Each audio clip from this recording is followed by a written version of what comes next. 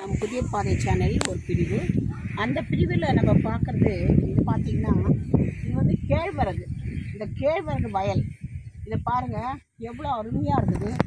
ராகி கேழ்வரகு இதை பார்க்காதவங்க நம்ம சேனல் மூலமாக இந்த பாருங்கள், இந்த கேழ்வரகு பயிரை பாருங்கள், எவ்வளோ அருமையாக இருக்குது பாருங்கள். இது ஒரு ஷார்ட் டூரேஷனில் வரக்கூடிய ஒரு பயிர்.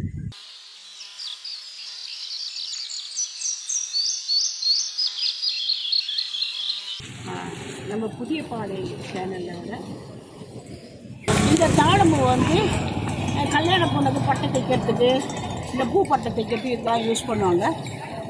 அந்த மாதிரியான ஒரு அருமையான இது தாவரம். எங்கள் இது இயற்கை இது. இந்த பகுதியில் பார்த்திங்கன்னா இது பண்ண உன்னிப்பூ எவ்வளோ அழகாக இருக்குது பாருங்க. இதை வந்து நம்ம நல்லா அப்படியே ஒரு என்ன சொல்கிறது, மஞ்சள் கலரில் இந்த பூவை பார்த்திங்கன்னா இது வந்து தேன் மாதிரி இனிக்கும்.